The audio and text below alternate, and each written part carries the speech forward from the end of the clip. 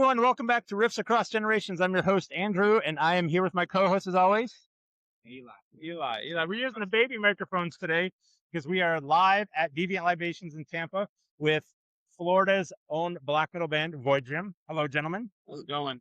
Cheers. So we don't do this Facebook Live often. We did it once before, but we were very excited to have you guys on. I guess we'll just start with introductions, who you are, what you do in the band, and we'll start with just for those who don't know, who are watching this or will watch this, tell me a little bit about Voidrium. I am Vincent Lapore. I do vocals and guitar. Lucas Diaz-Ames. I play bass. Stephen Farrell. I do lead guitar and backing vocals. So in the vein of black metal, for everyone to know, Voidrium is not a Nordic type black metal band. You're more of a Mediterranean black metal band, I guess is described.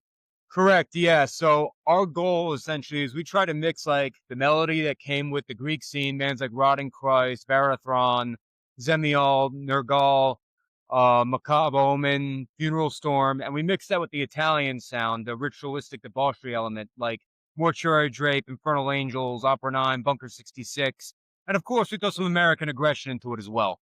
Yeah, being from Florida, I think, especially Tampa, people think there's a lot of death metal influence in every band that plays here. I do hear a little bit, especially in the new album. There's a couple pieces, maybe Morbid Angel, a little bit thrown in there. Definitely a little bit of early Morbid Angel. Altars, for me personally, Altars is one of the greatest albums ever made, and I listened to that album so much when I was in high school, and I still listen to it. I make it a priority to listen to that album in full once a month, so I can't exactly fully get rid of that influence. Yeah.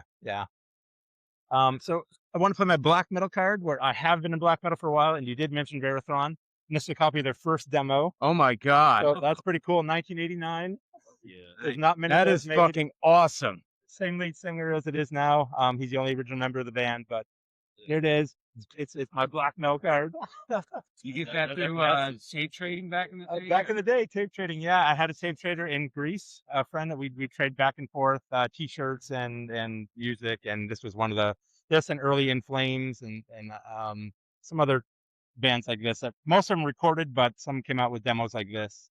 And you mentioned Varathron. I couldn't help but bring that out. That just made my day, was looking at that thing in person. Well, what else you got on you? Well, I have the new Voidrium CD on me. I don't know, I got that one. So you can recently released a new album. How did production for that go? Who produced that? How's recording? Production with that went pretty good, actually. As usual, we self-produced the entire thing, but the great thing is we actually did have a great label behind the release of this one, Asgard Haas Productions out of Switzerland. We had the songs written last year, and then in I want to say right around Thanksgiving we started recording it, and smooth process. We took about 3 months to get the whole thing recorded, mixed, and mastered, and we kept it as raw as we wanted it, but wanted to make sure the clarity was there. And we wanted the whole thing to sound like it was produced in a cave, since the entire theme of the album is more so the the mythology around death in the Roman world, which also involved a lot of the subterranean. I feel like the feel was perfectly captured what we wanted to do.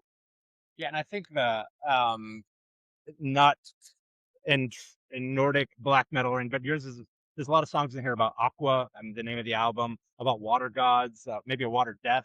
Can you go into the lyrics and the name of the album a little bit? Yeah, sure. So the album is called Aquae Inferis, which translates to the waters of the underworld.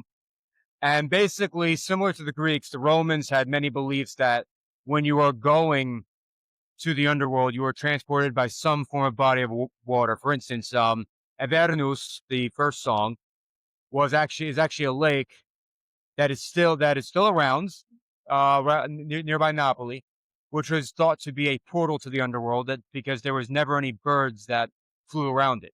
Now, what has been discovered is there's thought to be a volcanic crater underneath the lake. Acheron, the river of woe from Greek and Roman mythology, of course. Ignis et Sanguis, river of fire and blood, Phlegathon. And then, of course, you also go into some of the deities, such as Libitina, the Roman Etruscan goddess of death, of undertakers and burials. whole thing was mostly, for the most part, about death. And then, of course, you have different death rites, like rites of war. Well, you die in war. Then you have the rites of death, ritus mortis, febris diva, which is about the Roman goddess of fever, febris. After that, umbrae praeteritorum, the shadows of the past, about the Roman shades, the limores, or the larvae, malevolent spirits of the dead. Ultimum supplicium, the only song that is not specifically about the mythological end, but basically the ultimate punishment, the death sentence. And just for the sake of it, the final song in the album was about the god Neptune. Yeah. So I want to talk a little bit about live, and then we'll get back to the album because we have some other questions about production and the artwork. But you sing in not only English. So my question is for the other two members of the band. Do you understand what he's saying? Do you catch on? Is it? I mean, no, I don't. I try to get the pronunciation as correct as I can. That's what we try to do all the time. So. We're notorious bad for names, and especially and you always throw us hard names. So well, Latin's a dead language, so I can't expect everyone to be able to pronounce anything properly. There is something deep and subliminal that I connect with. So, in a sense, I do know what he's talking about without. No, I'm full of shit. Yeah. So for I guess the good thing about AI is I can run your lyrics, what I hear through AI, and they'll tell me what you're saying. So we appreciate that part. Oh yeah, we're so glad that you guys push back also against AI, and no album covers, no posters, no flyers, nothing is AI from you guys. Who did the artwork for this album? So the person who did the artwork is actually a great artist by the name of Draka Wilford from the UK. She also has a band herself called God King, and I had reached out to her for artwork for another band I'm also a part of called Ex Infernum. She did the art for Spectral Decay. I told her the concept of what we wanted. She did it on charcoal, and yes, we did a fucking fantastic job. And she, for any bands looking for really dark artwork, she is the person to do it. And how do you get a hold of her? What's social, or spell her name out? Draka, Draca, Wilford. She has a website, social, and I personally got in touch with her through our new drummer, Alfredo, actually, who unfortunately can't be here because he lives out of state. Yeah, New Jersey, right? Yes. And you're a New Jersey guy? I'm a Jersey guy, born and bred. And the other two members, Florida guys? Yeah. Yeah, I've been in Tampa my whole life, pretty much. Yeah, actually, me and Lucas, we grew up right down the road from each other. Not far from here, Seminole Heights. Actually, So, so yeah, we're Tampa natives. We love the heat. So no, I'm just. it's hot as the hell out here, so we're under 10. But yeah, it's pretty hot. It's Us Jersey guys, this is a relief for us, honestly. We come down here, we want the heat because we're so tired of the fucking cold. Yeah. if you're somewhere else right now, it feels like sitting in hot cheese. Yeah, absolutely. Yeah. Very sticky, very yucky. Of course, we're all in black, so Yeah. that doesn't help anything either. But the beer's cold here at Deviant Libations, right? You guys want to give a shout out to this place? And Deviant Libations, they do a lot for the black metal. Not a lot, but I guess they host black metal shows in general. Tim from Deviant Libation actually is one of the most supportive people in the Tampa Bay area for the black metal movement here, and hosted the first ever fully black metal festival that happened in the Tampa Bay area last year. And he does a lot for that scene, and we thank him every single fucking day. Yeah. You can go back and check that episode out because we had you talking about that, right? The Bay of Fire. Is that happening again? Is that in the plans? Is that in the works? It will happen again. It's just a matter of proper planning and getting the right lineup together. But on a personal level, I've been very busy, and I definitely am going to need additional help to bring it back on again. So yeah. Okay, so we want to talk about a little bit about you playing out. You guys have played out of state quite a bit lately, and in state. I see you have some shows coming up with Worm, and some other shows happening. What's it like leaving Florida, and what's the reception like in the Outer Banks of Florida, I guess? So we love the Florida audience, but we love playing out too. It's nice to see different sites, and as a whole in America, black metal is not exactly the most beloved genre here. So when you meet black metal fans across America, you know you're getting some real true motherfuckers. So it really feels good to play in front of different crowds. And it doesn't matter if that crowd is 5 people, 50, 500, don't matter. But these are the people who actually get this and are in this because they understand it, not people who are just, there's no scene tourists in black metal. Yeah, I mean, we've had some great times at these like especially New Orleans. It's kind of like become like a second home for us. We played there like 3 times. And we played at this spot called Holy Diver, and it was just a packed house. You know, everybody was into it. People were moshing. You know, There's a lot of voodoo stuff happening. I don't know about that. Just a lot of partying. Like, Oh, yeah. like Yeah, New Orleans, right? Yeah. yeah, it's kind of like New York in a way where it's like it doesn't go to sleep at 4 o'clock in the morning. You can go out there and there's people just having a good time.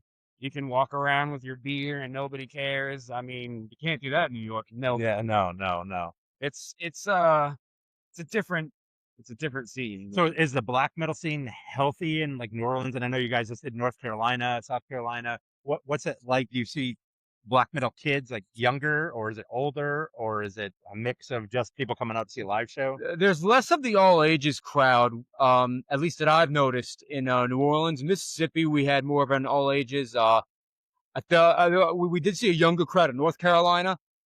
South Carolina has a bit of that. New York is very strict. Same thing with New Jersey, 21 and up. But we got a couple more things in the works for both for both the rest of America this year, and we're hopefully we'll be leaving the country next year. But I can't say much about that. Just probably get your take on what you think about playing outside of America, outside of Florida too. It's good to go to other places. I mean, one of the most rewarding things is running into people that you've never met, and you know they're totally digging it.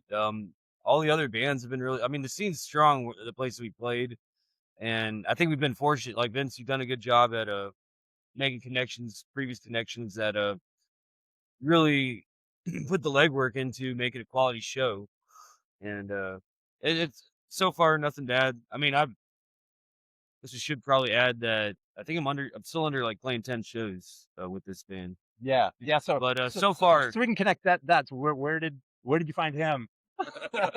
I mean, he's been Yeah. he's been my friend for forever. I Nice. mean, I've always wanted to do some kind of project with him, but like we've always been in separate bands, very busy with what we were doing, and then the stars just finally aligned. And I asked him. At first, he actually said no. Oh, damn. But then I kind of coaxed him in. I was like, well, come to New Orleans with us. yeah, that, You that know?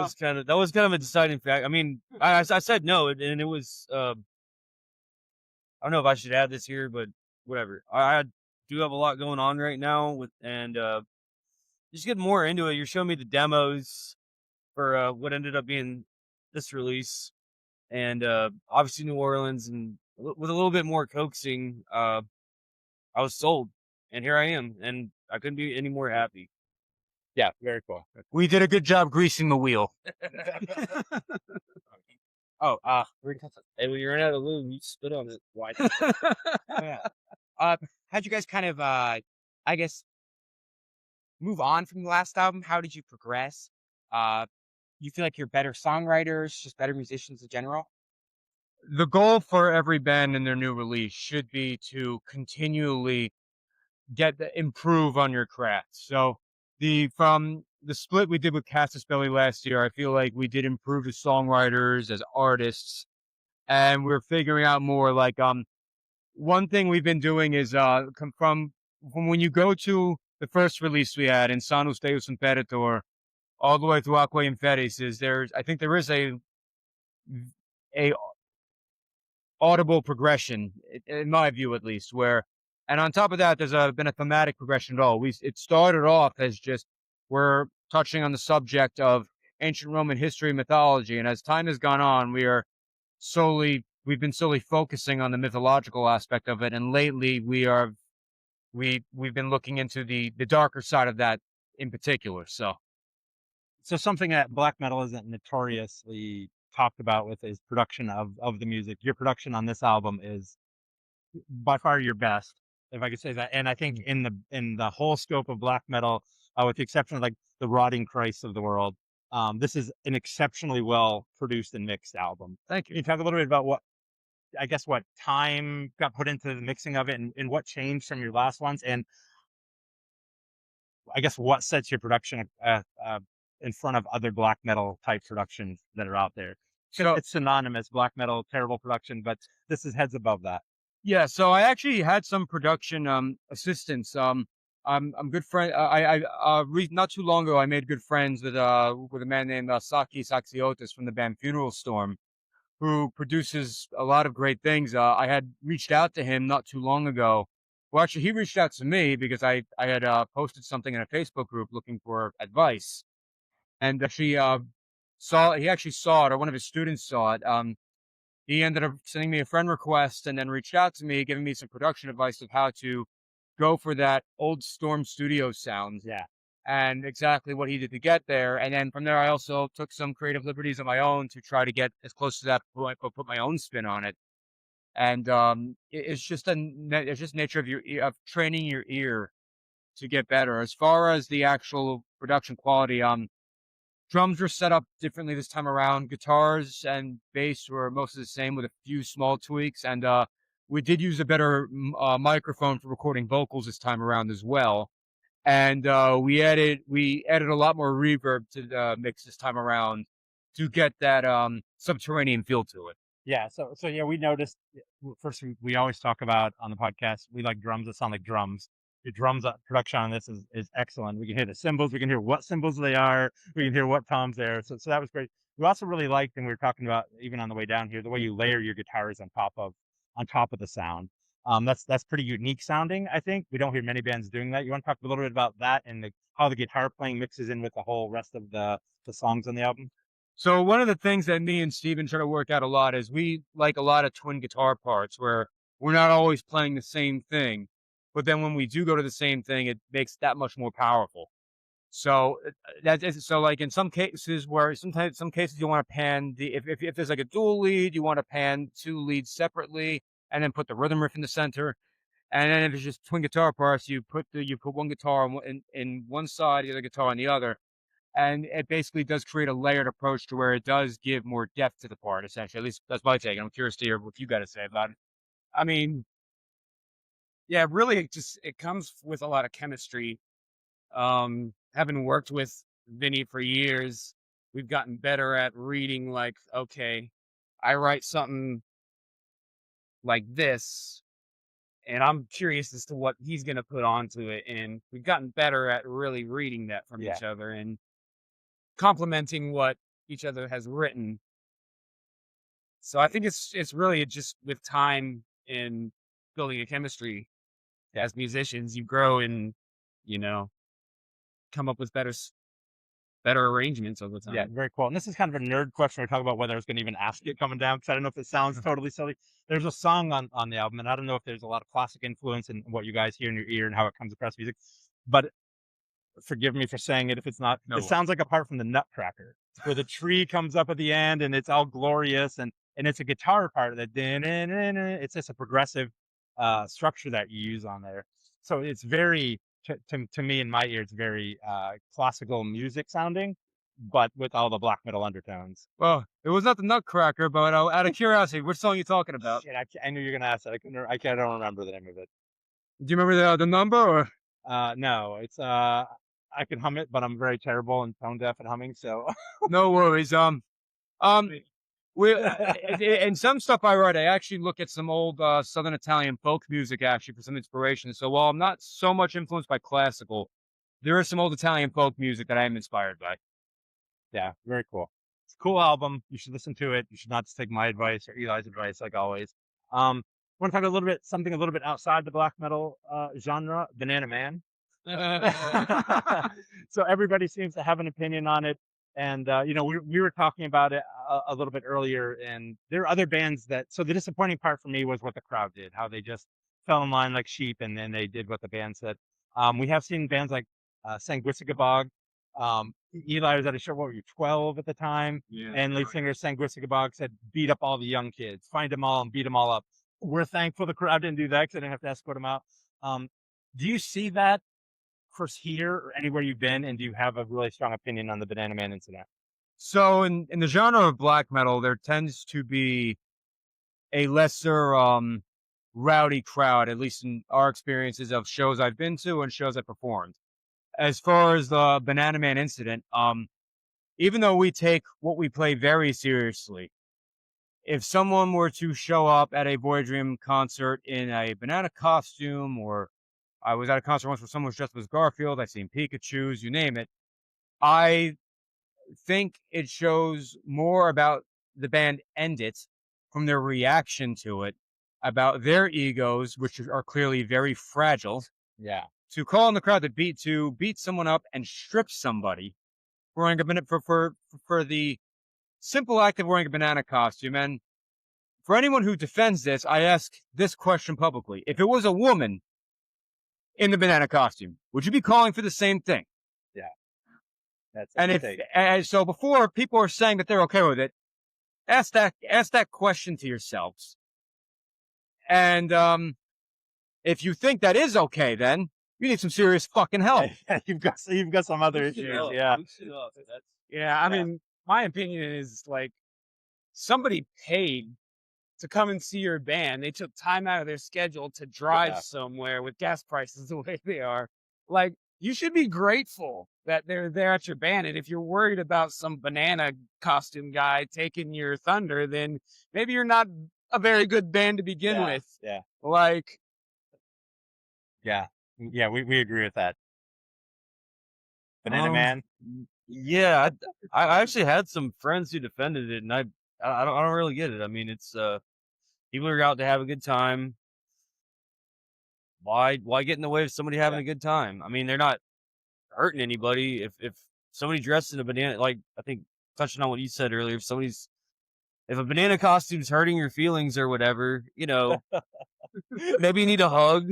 Yeah. Maybe rub one out before you go into public. some therapy might be Yeah. Therapy might be. I mean, and I saw some of the points to defend it, and I was just like, Indefensible. Well, Terrible. Yeah. yeah, pretty terrible. I Yeah. mean, Yeah. And don't, like you don't said, get in the way of people having that dude in fun. the banana costume came out to enjoy a show, paid money. Not and- hurting anybody, Yeah. No, totally harmless. Idiots.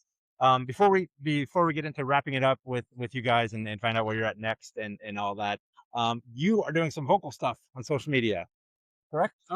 yeah, I mean, just I saw you covered a Nasty Bath song, which is really good. yeah. Oh, thanks. Yeah. I mean, just trying to explore my different avenues of musical expression for, it's kind of nice to do something a little different. We dig it. Yeah. Yeah. So I'll probably be posting more. Very cool. We'll share it. Yeah. Oh, thank you. Before we wrap it up, how can fans support you, see you live, and get merch and all that? Merch. So for our new album, you could buy it on the Asgard Haas website. We also always have merch for sale at our shows. We'll be having our web store from Bandcamp open soon, but there's been some difficulties that Bandcamp has had with multiple bands from switching over their cache system. So hopefully that gets resolved soon as well. So we'll have it there. As far as supporting the music, we're on all streaming platforms. We try to play live as many places and as often as we can. Support black metal as a whole. Keep the fucking spirit alive and keep black metal dark and underground. Very cool. Thanks for being with us today. Thank you. Like I said, if you Thank didn't you. catch this live on Facebook, first shame on you. But now you're watching it on our reels, or you're watching it on YouTube, or you're listening to it on Spotify. So we appreciate that as well. Thanks a lot, gentlemen. Absolutely. Thank you. Oh, we knew we'd get one before the day ended. Thanks, everyone. Alcohol abuse. What an ending. That's what it ending. It'll add to the views. Luckily,